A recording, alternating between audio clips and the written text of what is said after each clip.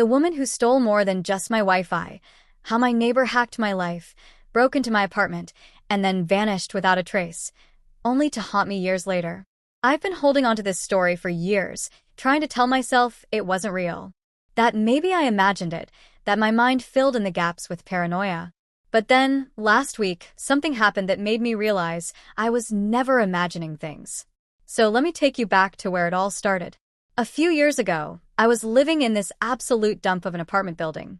You know the kind, paper-thin walls, flickering hallway lights, heating that only worked if you kicked the radiator hard enough. It was the kind of place where the elevator made noises like it was begging to be put out of its misery. Then she moved in. Her name was Lillian, and she lived in the apartment directly across the hall from me. She was too put together for this place. Always dressed like she was heading to some high-end art gala, while the rest of us just tried not to step in puddles of who knows what on the stairwell. And she was quiet. Too quiet. No music, no TV, no late-night phone calls. It was like she wasn't even living there. At first, I didn't think much of her. Just another neighbor. Then one night, my Wi-Fi started acting up. And by acting up, I mean full-on buffering hell, like I was trying to stream Netflix through a potato. Annoyed, I checked my router, and boom, some random device was connected. A device I didn't own. I knew it had to be her. So I did what any pissed-off person would do. I stomped over and knocked on her door like I was the damn landlord.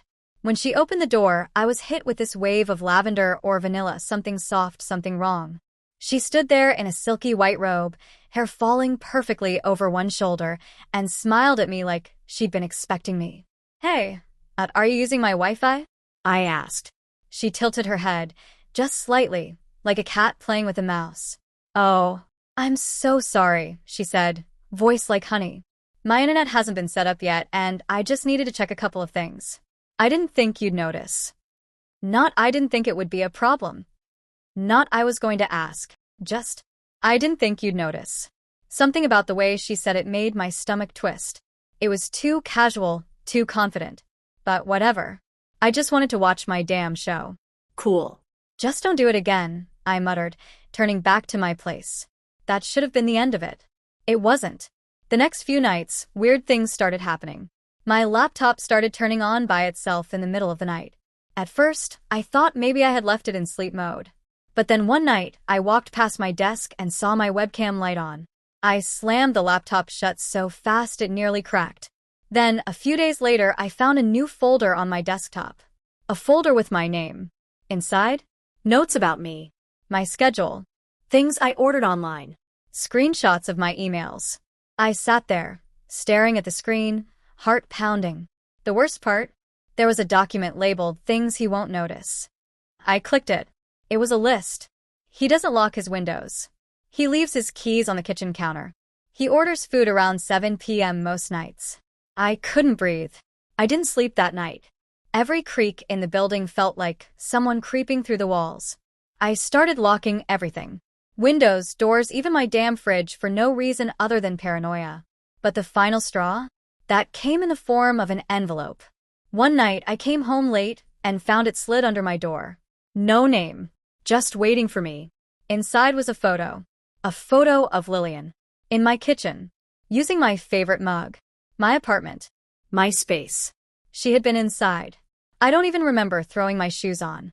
I just remember running across the hall and pounding on her door, ready to throw hands. But her door? Wide open. And inside? Empty. Not recently moved out, empty. Not a few boxes left behind, empty. I mean, like no one had ever lived there, empty. The walls were bare, the floors dusty. I stepped inside, heart hammering. The air was stale, thick, wrong. In the middle of the room sat a single object. My mug. I don't remember much after that. I left that building immediately. Packed my shit, broke my lease, ran. For years, I told myself it was over. That she was just some unhinged scammer, someone who got off on messing with people, stealing little things, getting into places she didn't belong. But last week proved me wrong. I live on the 5th floor now. In a different city, far away from that old building. No fire escape outside my window, no ledge. But late at night, I heard it. A soft tapping against the glass. My stomach dropped. I turned, slowly. Nothing.